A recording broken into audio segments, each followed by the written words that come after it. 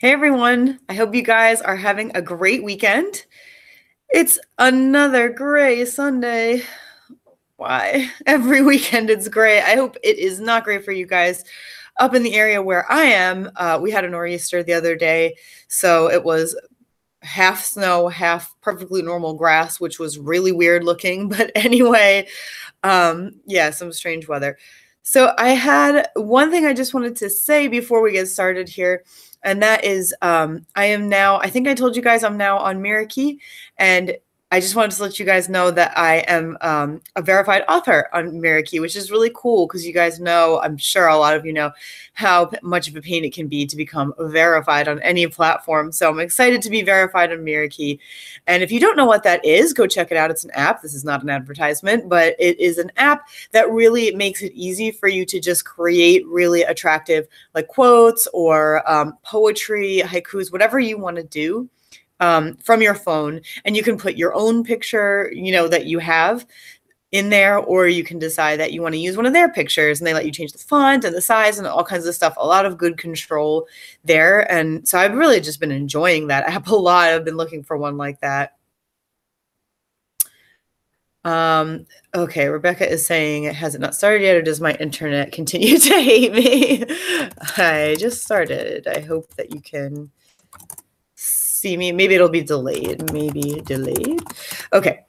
Other than that news, which I just wanted to let you guys know, what I wanted to talk about today is actually one thing that is from January, one thing that is recent from, no, actually that one is from January as well, but I'm just starting to like sort of put some pieces together here and sort of wanted to have a chat about this news. So even though it's in January, I know it's still news. Okay, so the first one is Amazon's whole, you know, accidental showing an option of 50% royalty. And the fact that, you know, okay, so it was an accident. They didn't say too much about it. And it did make it to Forbes, that bit of news. Joanna Penn actually was interviewed about it. She said it could be a really good thing for authors. It really depends on what they decide to do with that. Maybe you guys already know about this, but anyway, if you click the link down below, I believe it is, let me see what website I had chosen, selfpublishingadvice.com, Alliance, brought to you by Alliance of Independent Authors, which I'm sure you all know. They give 5 different hypotheses on what this could mean, how it could go, but there really is no sign of, you know, what's definitely going to happen. So since we don't really know, of course, there isn't too much to say about it except that there may be a 50% option. Being Amazon, I would assume that it would want to use that somehow to push you into trying to probably go more with Kindle Unlimited. Like, for example, one of their hypotheses is that it would be you have a higher royalty rate if you go with Kindle Unlimited. Kindle Unlimited. If you don't, you get a lower royalty rate, but still with 2 options, something like that. I could totally see them doing that. And, you know, so my point is going to come in just a minute. But anyway, you know, them being a huge corporation, we've seen a lot of changes with them. And really, when I looked up the news with them, oh, finally, I see you know. Thank you, Rebecca. I'm glad. Okay. Yeah. And when I was looking at the news regarding Amazon now, I was seeing really mostly it's all about, you know, Alexa and major technology innovation, stuff like that. It's really not focused on books, ebooks. They've kind of cornered that market. And probably at this point, they feel they can do whatever they want to do. And they're probably right. You know, it's going to be tricky for us, but I'm going to get into why I'm bringing that up in just a second. So there was also in January, there was a bit of news about the HuffPost immediately dissolving as self-publishing contributors platform. So what they had done was the unpaid section of the site, and that was 100,000 writers, was to be replaced by opinion and personal writing by paid contributors. And so the whole point of that was to focus on quality reporting and minimize unvetted stories. And my mini issue with that 2 months after it was announced is is the fact that you kind of have to expect that if you're going to have people putting up whatever they want and you're not going to vet it, that you're going to get people putting up things they think might be news that may not necessarily be true. You know, the editor here was saying that they are finding it harder and harder to support the idea of let 1,000 flowers bloom kind of publishing platform. And so they wanted to go back to quality reporting. And frankly, we all know that quality reporting can also not be quality reporting, but it really depends. You need good people and they need to know what they're talking about, and trying to break a story just before anybody else gets it is obviously not a reason to have fake news or bad reporting or anything like that. So to be frank, I haven't really looked at HuffPost and seen, like, have they taken some of their self-publishing authors who were publishing there and turned them into paid writers. That's what I would have liked to have seen, but I didn't actually look to see that. I just sort of wanted to say that between these two things, plus the idea of CreateSpace, you know, giving up, which is owned by Amazon, of course, an arm of Amazon, giving up their platform of, what was it? It was marketing. It was, I think, editing. I think it may have been formatting. There were a number of things that they gave up and just stopped doing. I'm thinking that Joanna Penn's advice that she always gives in like almost every one of her videos, if not every one, of go wide, is more and more the case, you know. And I sort of wanted to put it out there as a sort of like gathering everything that's been going on since maybe late last year into this year, through this year, and just say that like now is a really good time to go wide, as Joanna Penn says. And I have been watching more and more of her videos, trying to sort of, everybody recommends her to me, and I have not watched a ton, so I am trying to watch more. And I think that advice is very, very good. I know that it becomes a bit high maintenance, and I am definitely guilty of saying, well, you know, I have Amazon and I have Smashwords, and Smashwords distributes, you know, my ebook everywhere I want it to be, to Barnes & Noble and Kobo and all kinds of places. So, you know, those two platforms are good enough for me. But let's say Amazon someday just said, hey, self-published authors, we're going to charge you for creating an ebook or something. And we all wanted to abandon ship. Well, since most of our sales are through that, it's a little tricky, right? And I think that even so, even if you do go wide, it may still create a problem because Kindle and Amazon are the most popular ways to buy. So I'm not really sure. Going wide is going to help. It's going to help, and I'm absolutely in agreement. I can say that for someone like me who has a full-time job and my own business and is an author and all that kind of stuff, and I think a lot of you are in this boat, it just seems very daunting to now that I'm even seeing more so that she is just even more and more correct all the time about that. The idea of going into each of these publishing platforms, trying to look at, you know, what is the best deal for me? Am I comfortable with the way that this is, you know, whatever the service is being done? Blah, blah, blah, seems a bit intimidating to me. And so I do want to hear your opinions and where you guys put your books. If you're watching this afterwards, please do leave a comment down below. I'd love to hear where you put your books. I know a lot of people go towards Lulu. There's Ingram Spark. And I remember my problem with them was something to do with if you don't, and this may not be accurate anymore, so please do let me know. If you don't say, oh, what is it called? It's something about if you don't allow returns. I think that's what it is, where bookstores can return your book. If you don't allow returns, then you don't get seen as much. Bookstores are less likely to buy your book and put it in stock. And there was something about, usually with like when they have large quantities and it doesn't sell, they tend to rip.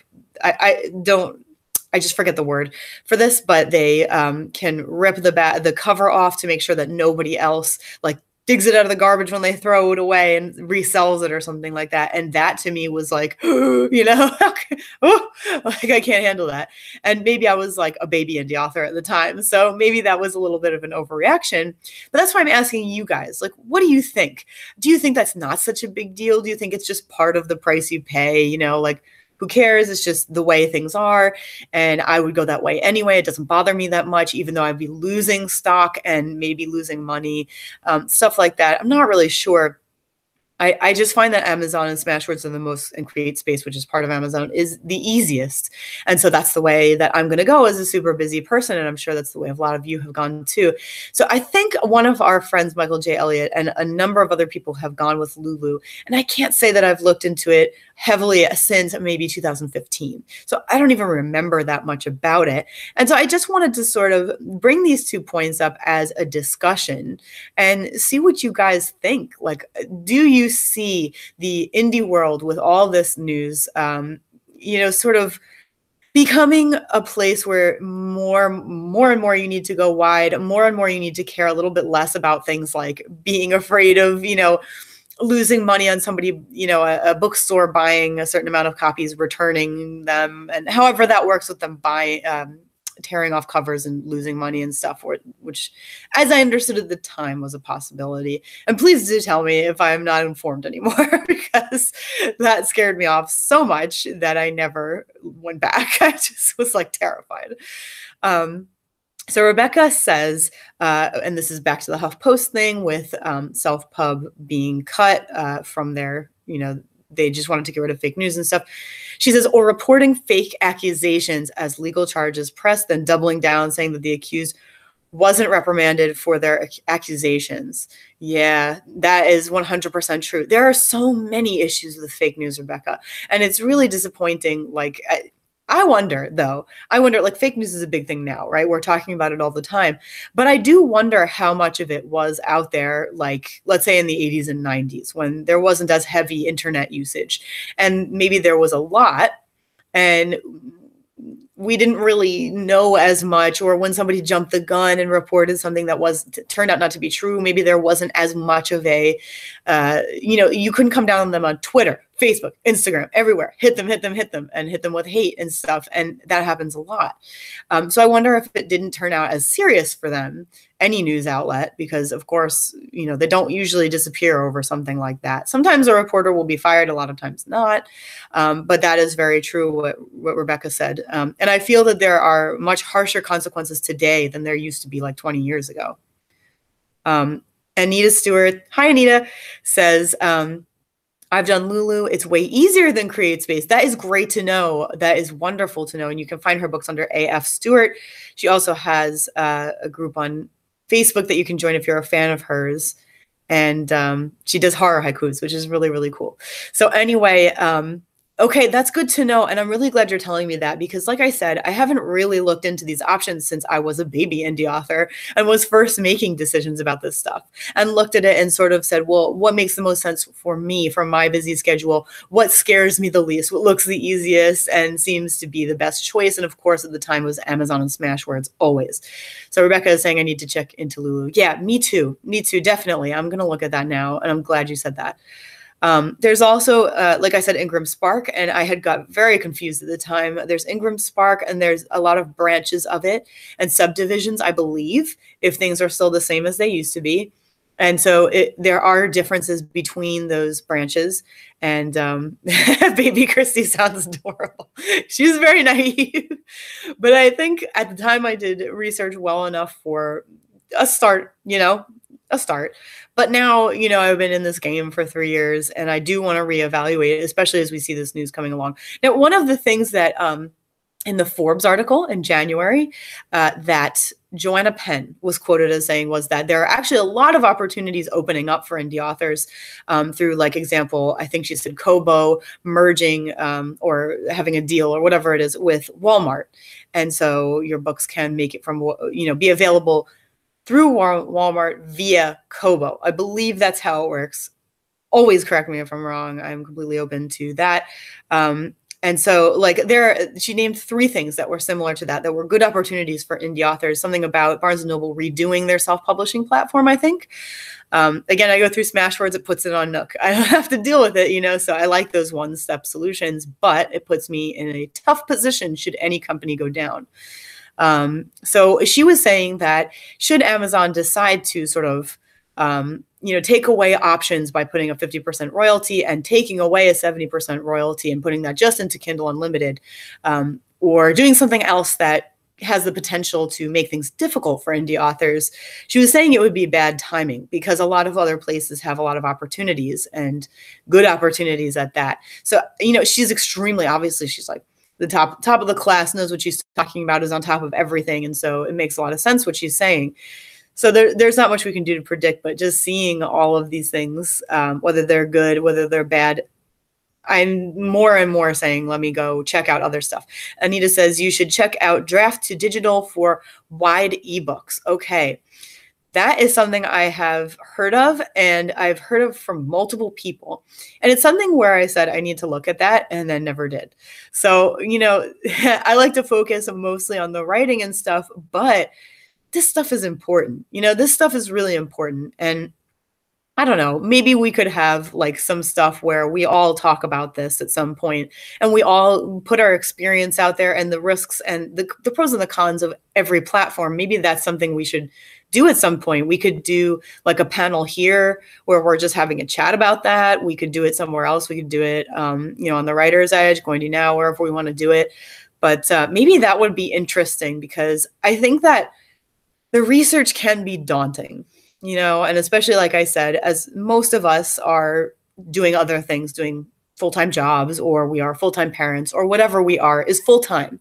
And so we lose a lot of time, or it feels like we lose, it's actually worth the time, but it feels like we lose time to doing things like researching Lulu, researching Draft to Digital. But it's important. And so maybe if we all come together and we sort of look at, okay, well, who has expertise in that? Okay, yeah, I'm getting a positive response from Rebecca Jonesy. All right. Yeah, and then we could all share our experiences, but pros and cons, not just pros, you know, definitely pros and cons. So let's definitely do that. And Anita, you are somebody that I would love if you would talk. That would be great, because you seem to have knowledge of stuff that I don't know, you know, which I don't know a lot about that stuff. My knowledge is really in the editing, writing, creative space type of stuff. And when it comes into I can do formatting and all that, but when it comes to stuff like this, figuring out where to sell my book, ooh, it seems awful. I hate it. So it's like my least favorite part of the whole thing. So yeah, let's definitely do that. I'll get that together. I'll message a few people, see who's got a lot of knowledge about these different things. And I think that that's going to be really, really good. Anita is saying, I love Smashwords, but they're meat grinder. Drafted, yeah. Man, that formatting, right? It's just so painful. And she says also, to finish her comment, Draft to Digital has better formatting options. So that's great to know. I definitely would love for you to participate. If Stuart, if you would be willing, I would love that. Yeah, if you have not published on Smashwords, one of the things that I do is because that whole formatting thing is so difficult, and it's just so, it's really like, have you ever seen, I mean, if you print that thing, God, it's going to be like, I don't know, it's probably 80 pages, but it's a lot, you know, I mean, it's so much easier to do the Kindle one, especially if you have something like Scrivener. I know a couple of things and I just put it out there, easy peasy. But with Smashwords, to be honest with you, what I usually do is I take the Kindle version, I try to upload it to Smashwords, and I let it tell me what the problems are, because it's just too much to try to do it from scratch. I drove myself crazy with that, with Anatomy of a Darkened Heart, and I was like, never again am I going through all that. It was days and days and days, probably weeks, maybe 2 weeks of torture trying to figure this stupid thing out, because all I had was nights, you know, to do this.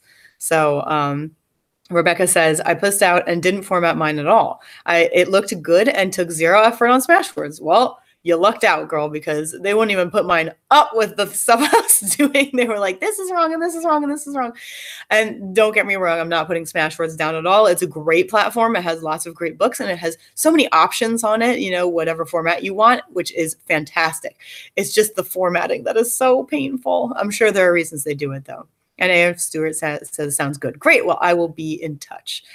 So yeah, and just to share a little bit of pain in the formatting area with you guys, I think you'll appreciate this. So I need to send my ebooks to I'm very excited to say that, I'm sure you saw this elsewhere, I'm not going to go on about it, but I now have a publicist, Creative Edge Publicity, and I'm really excited about that because, as I said, I don't really have tons and tons of time. And so, same as most of you. And so, you know, putting myself out there is something I'm bad at. And Rebecca, you have called me on that before. I'm terrible at putting myself out there and, you know, finding opportunities and stuff. So, you know, I can just barely get it together to gather ARC readers, you know. So it's great to have that, you know, in my pocket. And so I need to send my ebooks to Creative Edge Publicity. And so the problem was, I said, okay, great. I'm going to go for Anatomy of a Darkened Heart. Let me go and update one thing I wanted to update in the book. It was like one small thing I had looked at and said, I'd like to update that. So I said, before I send that off, that's what I'm going to do. And I go and I look for my Kindle and paperback versions, and they're gone. Gone. The latest version that had all of the latest stuff that I had done. I had changed the title page. I had added other blank pages to make it look much more professional. I had changed a couple of minor typos that I had come across, very small. One of them was in my email address. Why? Like the small stuff, you know, it was very strange. So if you're lucky enough to have a copy of Anatomy of a Darkened Heart that has a typo in my email address in the copyright page, maybe someday that'll be worth something. But anyway, I went to find the latest version where I had made all these changes and found that I couldn't find it anywhere. I looked on all of my USBs. I looked on other people's computers, just in case I had done something stupid. I looked on an old computer on mine. I could not find this thing anywhere. And I was like, are you kidding? Like, I spent so much time, and the pain of it is when I went to, like, on my Mac, for some reason with Word, I have a very tough time formatting. And so I need to use a PC to do it on Word. And at the time that I had written Anatomy, I wrote it in Scrivener and didn't understand how to output an ebook that was ready to go. And I had already put out a publication date. I was at the last minute, and I was just like, okay, I can't take the time to figure this out. I did it. I exported to Word and like reformatted the entire thing. It was a huge, ridiculous process. Probably would have taken me less time to just look up the instructions for Scrivener, but I didn't. So anyway, the Word version is what I have been updating, and that was gone. And the earliest version that I had, I published Anatomy in October of 2015. Technically it was September, but my official launch date was October 1st. And my latest version that I had was not too long after that. It was 2016, and it was not like late in 2016. I was heartbroken. And so I said, well, okay, stop being so heartbroken and stop being negative about this. How can I put this in a positive light? And so I realized I really wanted to just put it back into Scrivener anyway, put all of my changes into Scrivener, update Scrivener, and have that as my main area of where I update Anatomy. Because for me, Scrivener is ideal. And so I said, okay, that's what I'm going to do now. I'm going to go back to my original Scrivener, you know, document. I'm going to change everything. And I'm going to, do you know how much work that took, by the way? I just wanted to share my pain with you so that you could, if that ever happens to you, just come back and watch this video. I spent like a lot of my weekend doing that. And because what I had done is Scrivener automatically puts your document, unless maybe there's some other setting I don't know about, which is possible, it automatically puts your document into this other text, which is not Times New Roman, but Cochin or something. And it's like automatically 14 point, and it is spaced 1.2, which is very odd. And maybe that's not the case anymore, but with the version of Scrivener I had then, that's what it was. And all the stuff, like the indents were off, you know, all kinds of stuff. And so I opened this thing and I was like, oh no.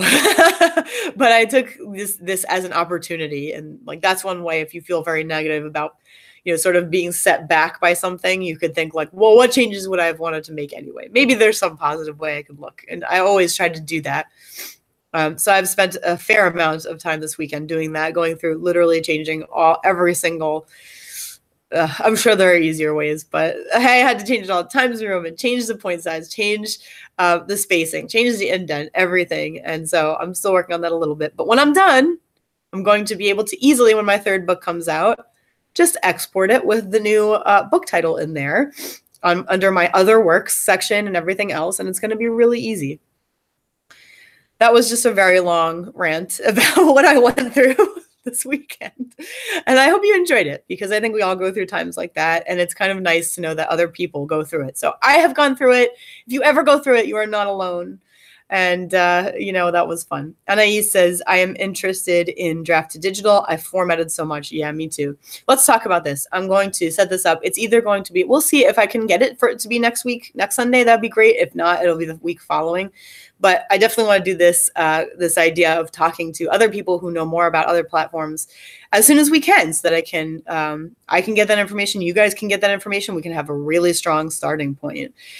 So anyway, the one thing I hope you guys take away from this is that, you know, going wide is something that I guess we should all be doing. And it's something that I'm going to be looking into. And I'm going to help you as much as I can on my channel as I discover things, and with other people who know better than me and know more than me. And, you know, hopefully we'll be able to all help each other and make it through this, you know, time when Amazon may or may not do whatever they feel like doing, because they can. And, we'll see how it goes. We'll see how it goes. And luckily, the indie community is so strong and so supportive that I really don't have doubts that we will all be there to support each other through this whole thing, and we'll never be alone. So anyway, thank you guys so much for joining me this Sunday. I know this was more of like a chatty, just hypothetical type of video. I don't know if you enjoyed that or not, but it was kind of fun for me to do something just a little bit different and talk about possibilities. And, you know, now we have a new video idea, so that's pretty cool. So I hope you enjoy the rest of your Sunday. And of course, I will be back next Sunday at 2 p.m. Eastern. And hopefully we'll have a panel. And if not, you can look forward to it in the near future. So thank you so much for joining me as always. And I will see you soon.